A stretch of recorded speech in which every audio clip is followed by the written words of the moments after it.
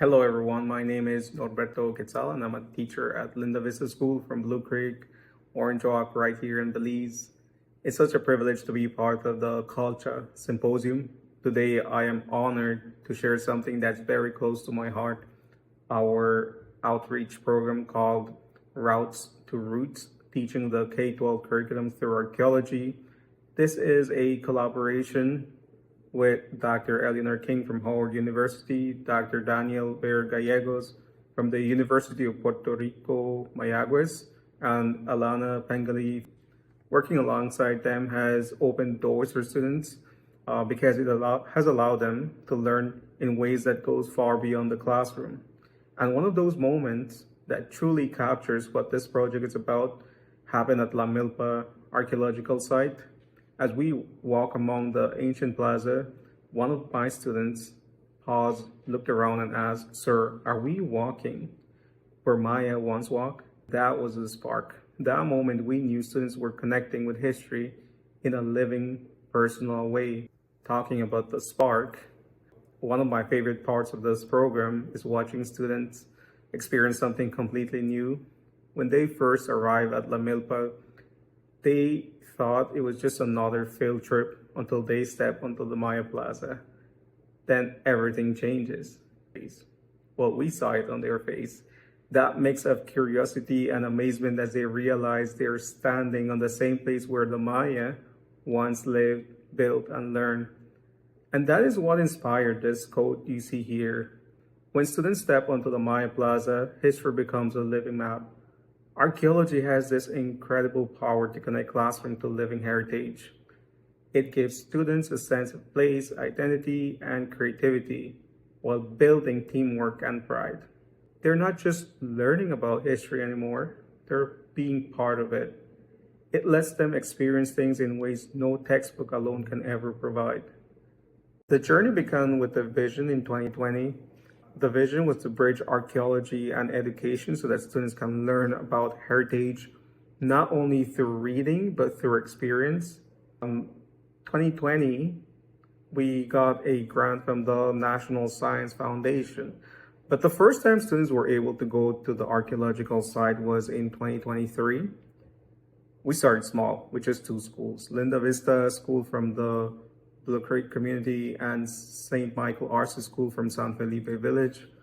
To keep everything aligned with the education system, I developed a guideline from the national curriculum.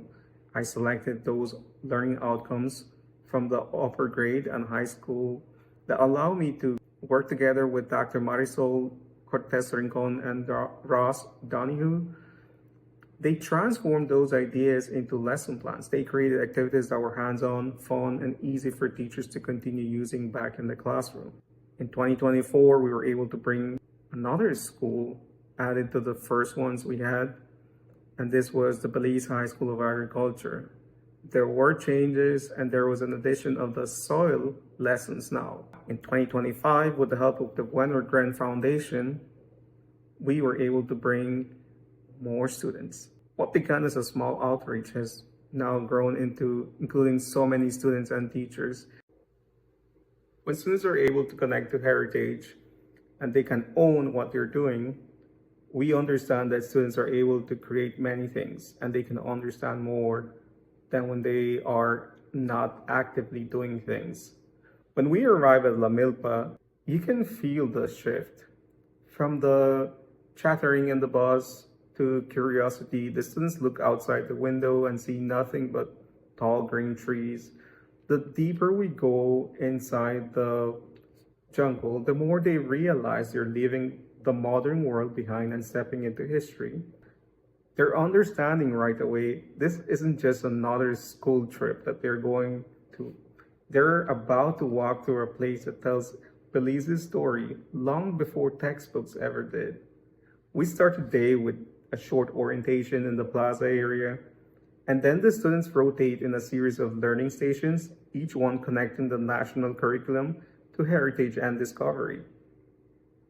At the first station, Dr. Eleanor King gathers the students under some shade, tall trees, beautiful location, and she shows them how archaeologists read the land.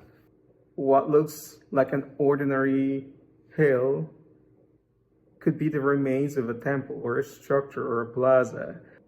A few steps away from that, they get introduced to the stela. Now, this is very important because this explains how the Maya carved their history into stones. Students take notes and they also write things that they're very important about what is being told and talk about what the writings mean, the art, the communication, and the storytelling. Now, this storytelling is very important because similar to how the stela has information and they could say stories, students will also be saying stories as they finish the day.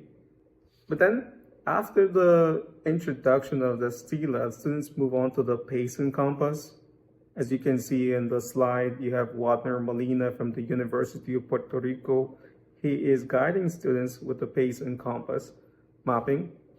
Students count their steps, measure distance, and mark directions. Suddenly, math and geometry turn into an adventure. Who thought about that? This is amazing how students enjoy math. Even students we had before, they would say, we don't like math. But then months after, teachers would tell us, you know, the student that said she didn't like math, she says she did enjoy that activity, which is something great to hear. If we move on to the next one, we can see nearby Dr. Eric Call from the Belize High School of Agriculture. He's along with students from the University of Puerto Rico, Mayagüez. They're checking data and comparing results. That teamwork builds confidence. Belizean students realizing they're doing the same kind of work as university researchers, and they're also connecting the information with the Maya. So interestingly, Mayas didn't have that technology, but they were able to do so much. If Mayas didn't have that technology, how did they come to do so much? Well, at another station, Maya from the Howard University teaches students how to use a GPS to record waypoints of ancient structures. Now, this is going to be very important for the story. I keep mentioning the story because that's going to happen, and that's one of the highlights of the program during the day. When the coordinates appear on the screen, you can see their amazement, like, wow, I'm entering something. I'm learning how to use a GPS. They're using modern technology to rediscover the ancient world, or the Mayas. Later, Dominic guides students in turning those experiences into stories. Some write as Mayan children, others write as builders or travelers. It's English and social studies connected now. Writing grounded in the heritage. So they're connecting everything. So students would also get stories from their grandparents and include that in their stories, which makes it even more interesting. By midday, we make our way to program for Belize Archaeological Project camp for lunch. After a lunch and some great experiences from students and laughter, students head to the writing section. So what happens? They start writing their stories. At this moment, they gather all of those ideas, they start sharing ideas. They become writers. Isn't that interesting how they move from math, social studies, now they're writing stories. And they gave us one of the best stories that we can ever hear. Again, we've had situations when teachers would call back and say, you know, that student didn't like writing stories. And he wrote an amazing story right now. I just heard his story and it's great. That is something that makes us happy to hear. So when the stories are shared, they move on to another station at the camp. They would head on to the laboratory. There they look at the microscopes. They get introduced to the microscopes. Some of them have never used one, some have. But we also get to see botanical remains that is used to examine or that is used with archaeologists. They also see tiny traces of plants and they tell stories about ancient diets and environments, what they used to do before, like in food. It's science now. So while using the microscope, they're now doing science. and it's fascinating to see how interested they are in the science field. Here, they're doing biology, chemistry, and archaeology.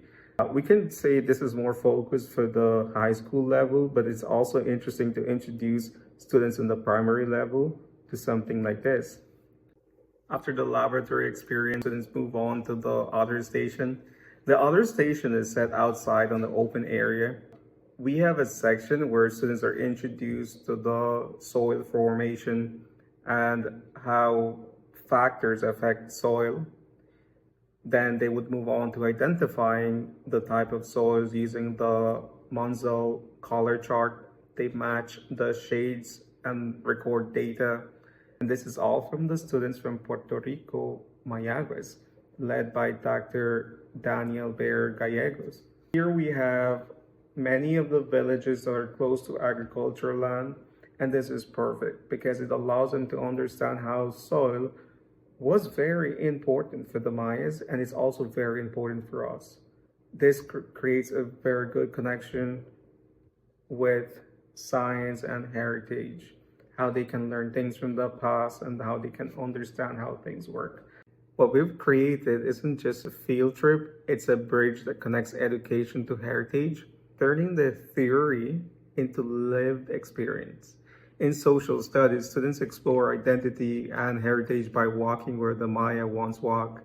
In mathematics, they apply measurement and data in real context. In history and geography, they locate, describe, and interpret archaeological sites. In science, they analyze soil and plant remains, connecting ancient life to today's ecosystem. And in English, they write stories and reflections that show not just knowledge, but also pride and a connection. The best part of this is how the subjects just connect. Learning no longer feels divided. It is one continuous experience of discovery. And because it is aligned with the Belize curriculum, because we use the learning outcomes, teachers can integrate this into their classroom. At the end of the sessions at the program, we do a survey where we get feedback from students. When students realize their own land holds lessons of science, math, and history, they start to see themselves different. They begin to say, this is part of my story. And that is a true impact. Learning that transforms knowledge into identity and identity into a purpose. At the end of the day, connections are made. Connection between the past and present, between teachers and students, knowledge and identity. None of this will be possible without the incredible collaboration behind the scenes. We're deeply thankful to the Belize Institute of Archaeology, the National Science Foundation, and the Wenner-Gren Foundation for believing in this vision and helping bring archaeology into education. A heartfelt thank you to the Program for Belize directors, Dr. Fred Valdez and Dr. Risa Trackman. Also to the Program for Belize Archaeological Project through Adams Research Facility and Laboratory, and also the staff that always welcomes the students with patience and passion. Special appreciation to Dr. Marisol Cortez Rincon from University and Ross Donahue from ESRI, who creatively made the lesson plans from the learning outcomes of the curriculum. And of course, to our wonderful collaborators, Dr. Eleanor King, Dr. Daniel Bear Gallegos, and Alana Pengali. Thank you for your guidance, partnership, and shared dedication to making learning meaningful. But most of all, to the students and teachers, Linda Vista School, Blue Creek, St. Michael Arce School from San Felipe Village, and the Belize High School of Agriculture. Thank you for your energy, your curiosity, and the pride you carry back to your communities. Thank you to Colcha Symposium for allowing us to share this program. Routes to Roots is more than a project. It's a journey that connects learning to heritage and heritage to identity. It shows that education can go from beneath the soil, that our history, our culture, and our people are the greatest classroom of all. Thank you.